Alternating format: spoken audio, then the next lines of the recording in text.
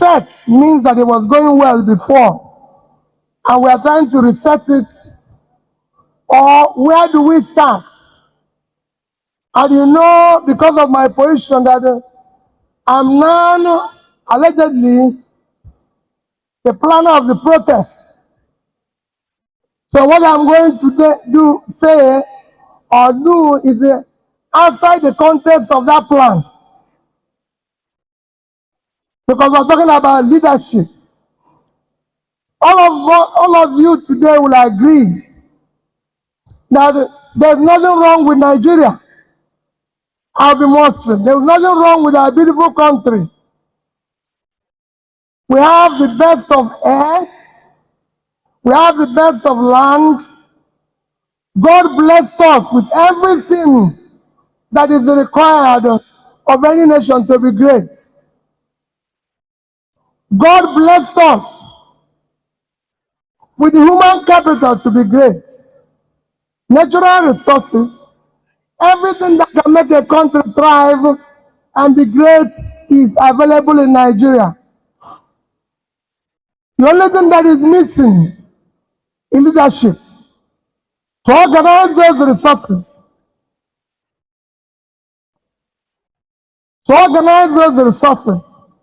That is the only thing that is missing. That's why I always agree with Chinua Achebe, who said there's nothing wrong with Nigeria if there was a country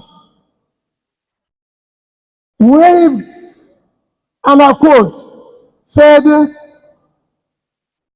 nothing wrong with the environment in Nigeria, nothing wrong with the air, nothing wrong with the air or the water in Nigeria. The only thing that is wrong is the leadership, the inability of the leadership to rise up to the occasion. That is the only thing that is wrong. Today, Nigeria has become a country of bad reference in everything we do. On Monday, I tweeted and showed where Nigeria was in 2014 and where Nigeria is today in terms of just growth. When we started this political period in 1998, Nigeria was growing at less than 3%. From 2000 until 2014, Nigeria was growing at above 6%. In fact, Nigeria was among the 4 countries of the world that are above 5%.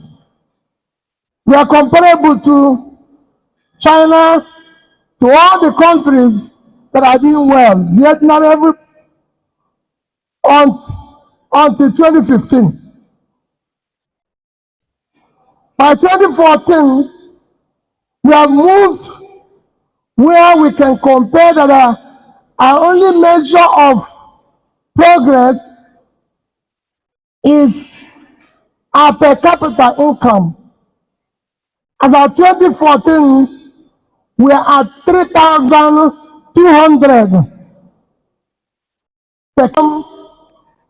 Being almost 50% in housing, as far back as 2000, today, Nigeria is the home for the highest number of homeless people in the world.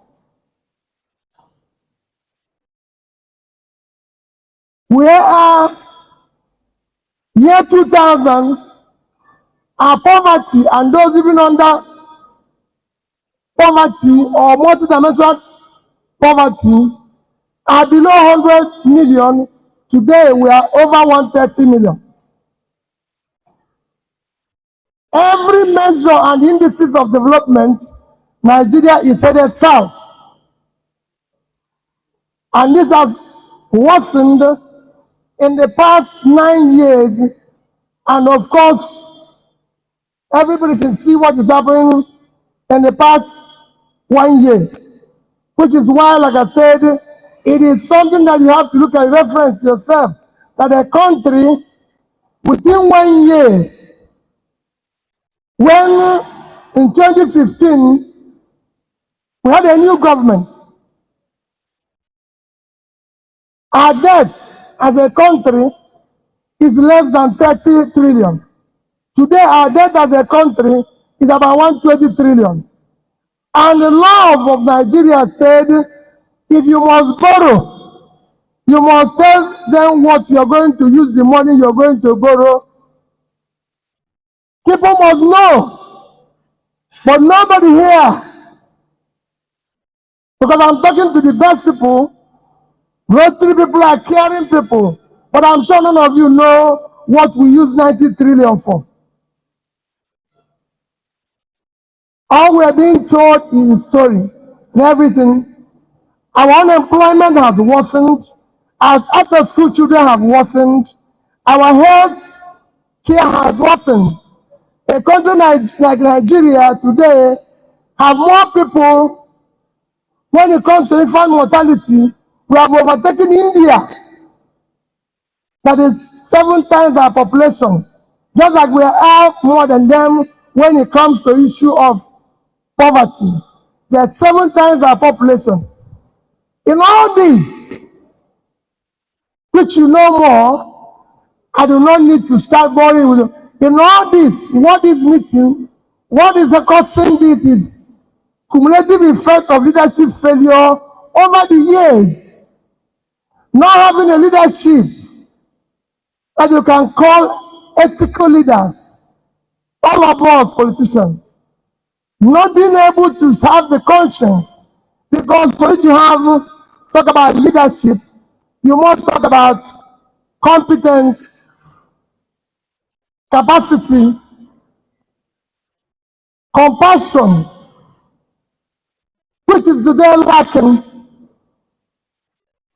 It is when you have these three that you can talk about a leader being visionary and transformative, because you have to have the competence to know what his job is all about and what he's supposed to do, to be able to be visionary and be transformative about leadership. It is this that is lacking, that is causing us all the problems that you see today in our system, where we are accumulating debts that is unpaid and that will not be paid by in several years to come. All the bonds we are issuing today will be paid from 2040, when most of us here are gone. And that's what we are accumulating for our children. No parents accumulate bad things for the children except in Nigeria. And these are things that can be dealt by doing the right things. I greeted the former governor, district governor of this district, former governor from Cross River State. And I remember coming today, everybody knows that if you go around in Nigeria, there's criminality everywhere. People don't talk about what is happening in the north now because they're even afraid. You don't even know where the criminals are coming from. Our farmland, the biggest negative impact in our section today is food. Nigeria can feed itself. Nigeria has the highest uncultivated land of any nation of its size in the world today. And it can feed itself. And I've always said it before, that Nigeria can feed itself. India was at stage where we are in the 70s, 80s, and 90s. People were supporting India to feed themselves. Today, India is the second biggest producer of rice in the world, even exporting some. India has, compared to Nigeria, is 1.4 billion people living on about 3 million square kilometers of land. So you could see how big they are and the land space, yet they can produce their food. We, as Nigeria, everybody knows what our size is. 900,000 plus, and we're just about 200 million. So compared with the size of India, we have more land space for agriculture. Yet, Nigeria today is the nation of grain from Ukraine. Ukraine is at war, and they're giving Nigeria grain because of hunger. When Ukraine went to war, countries of the world were complaining of hunger and what it will cost them. Nigeria was included. When in the northern Nigeria, as one section of Nigeria, is 700 and something square kilometers, over 700,000 square kilometers of land.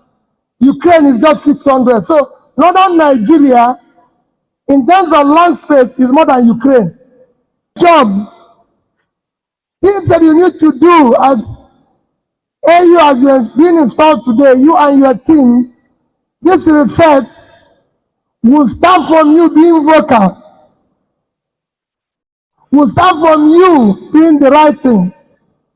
This is time to stop staying on the sideline. This is not time for anybody to keep quiet.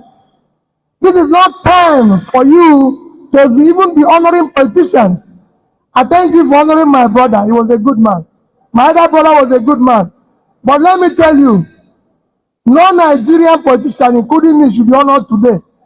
And it's time to remove all these titles of excellences and everything until things start working. Because it's not working. We can't be stealing money and answering His Excellency. Nobody's excellent in stealing. We need to fix the country. The country now needs to be fixed. So you have a job. And that job is to ask fundamental questions. We said people will borrow money. That's what our law says. If you must borrow money, you must say what you're using it to do. That is why people like me are preaching that we must return to, if not to full parliamentary system, we must do what is happening in South Africa. So that we have proper time to question whoever is the president.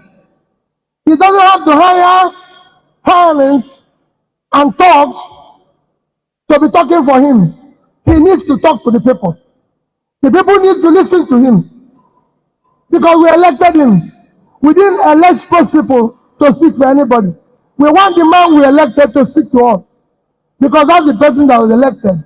So we must change and have a proper parliamentary system where the president should be able to be questioned by the people. If he goes to borrow money, we will know what the money is being borrowed for.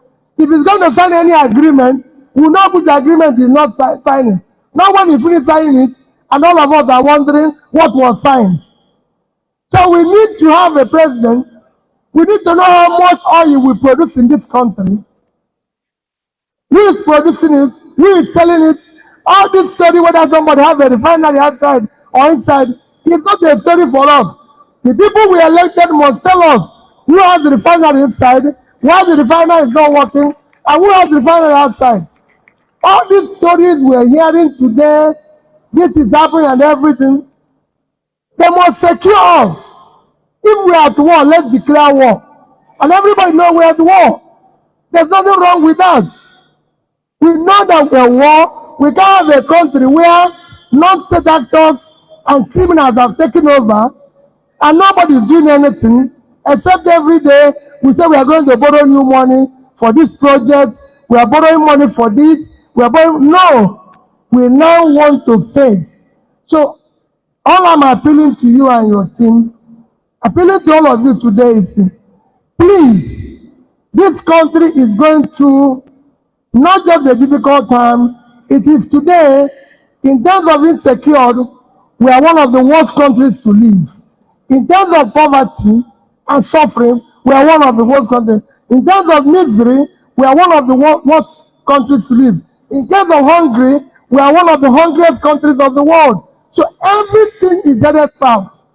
And it becomes imperative that all of us, when we talk about leadership reset, it starts from everybody here. All of us now have to sit down and say, who are we electing? Who are we supporting? How do we hold them responsible? We need ethical leaders that should be responsible to the society and be able to be answerable to the society. That is what it is. We need a leadership that is visionary. When the Kenyans rioted, their president listened. He went back and cut down, removed from the whole budget everything that concerns first lady and second lady. Here, they have passed from first ladies to children, and nobody's caring. We cannot continue that.